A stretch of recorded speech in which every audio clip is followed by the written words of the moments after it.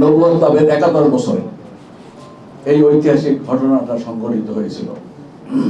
আল্লাহ রসুল যখন ইসলামের দাওয়াত দিচ্ছিলেন, সেই দাওয়াতকে আরো জোরালো করার জন্য, সেই দাওয়াতকে আরো শক্তিশালী করার জন্য, আরো বিশ্বাসপরণতার সাথে সংগঠিত করার জন্য মূলত আল্লাহ রসুলকে আল্লাহ রাব্বুল আলামিন তার সামনে নিয়ে সমস্ত কিছু নিদর্শন তার সামনে উপস্থাপন করা হয়েছিল। ওহীর মাধ্যমে আসতেছে, উনি বলতেছে মানুষকে, কিন্তু এই বিশ্বাসকে আরো দৃঢ় করার জন্য স্বচক্ষে তার প্রিয় নবীকে সবগুলো ঐতিহাসিক স্থানগুলো এবং গায়েবী যে জিনিসগুলো আমরা বিশ্বাস করি, সেই বিশ্বাসের জায়গায় সেই জায়গাগুলোকে দেখিয়ে তারপর তিনি আবার পৃথিবীতে পাঠিয়ে দিলেন এই আন্দোলনকে আরো জোরালো করার জন্য। আল্লাহ রাব্বুল আলামিনের এই যে ঐতিহাসিক বিষয়টা, সেটা কিন্তু প্রতিদিন আমরা আত্মীয়তার মাধ্যমে সাক্ষ্য দিচ্ছি এবং সেখানে যে ঘটনা ঘটছিল সেগুলো বাস্তবায়নের ক্ষেত্রে আমরা প্রতি ওয়াক্ত নামাজেই যখন বসে আমরা আত্মহিত করি, এর মধ্যে দিয়ে স্বীকৃতি লাভ করছে সেই ঐতিহাসিক ঘটনা।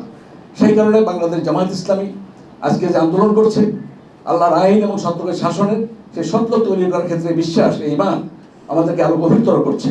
সেই গভীরতার পূর্ণাঙ্গতা পেয়ে মূলত আমরা এই জমিনে আল কোরআনের শাসন কায়েম করব এবং সৎ লোক তৈরি করার মধ্য দিয়ে এটা বাস্তবায়ন করার চেষ্টা করবো। আল্লাহ তাআলা আমাদের সত্য তৌফিক দান করুন। আমার তৌফিক ইল্লা বিল্লাহ। আসসালামু আলাইকুম ওয়া রাহমাতুল্লাহ।